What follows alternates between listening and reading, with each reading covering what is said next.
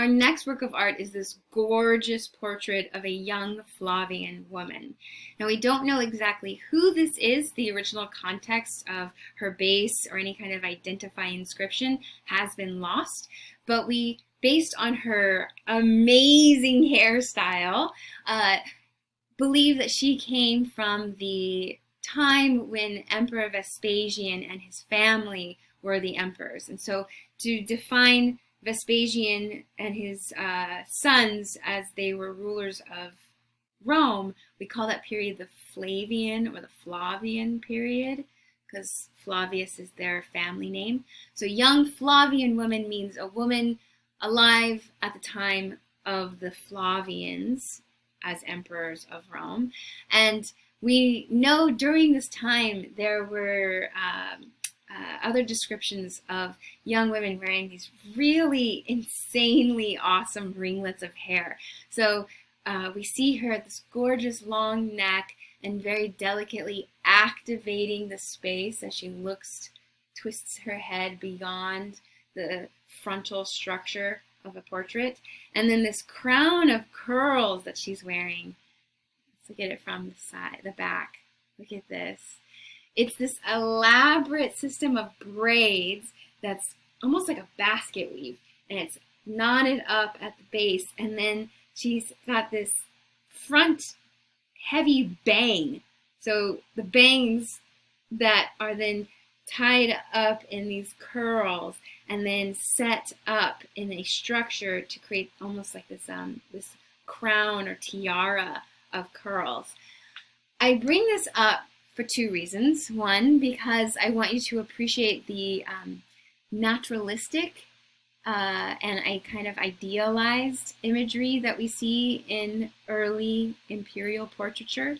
Remember, like we saw in the official portrait of Augustus Prima Porta. He's young, he's fit, he's handsome. He's still very natural. He's not like airbrushed to like weirdness, right?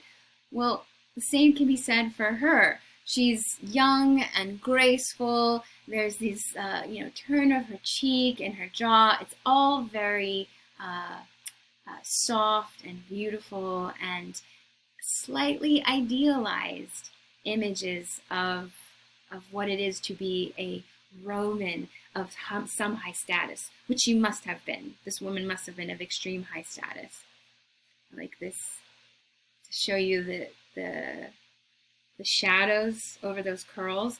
I like to show you this piece because I want you to understand that naturalistic and idealistic tendency of early imperial portraiture, but also to appreciate the skill of the artist, the way that the artist has created a body with shoulders and a neck where we actually understand how she kind of holds herself without any body actually being there.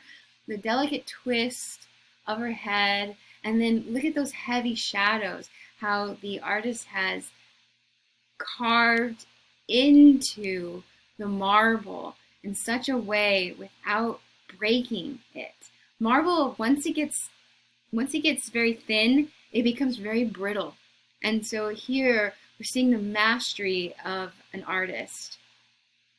Look at that. The way that you would get these kinds of deep shadows isn't with a chisel. You would be using a very fine drill, and you would be slowly just drilling into and removing tiny portions at a time of the marble to get this mass of curls. Another question that you might be asking is, was this attractive, and how do you do it?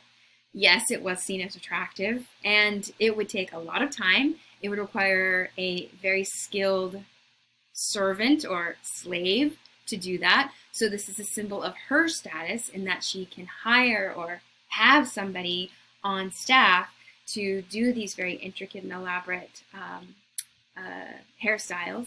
You would often have a servant on staff who would do this, or you can hire out hairstylists. We know that women would often buy basically like hair extensions, weaves. You would buy pillows or cushions that you would add and hide your hair or hide within your hair to make your hair look fuller, thicker. So probably one of those armatures is here underneath this bed of curls. Think of it like an elaborate, crazy headband, and you just cover it with curls. And then we have this beautiful braid, which a lot of that could be fake hair or somebody else's hair, I should say. Okay, I just wanted to show you this piece because I think it's beautiful. And I want you to appreciate the skill level of the artist and the crazy fashion of the times.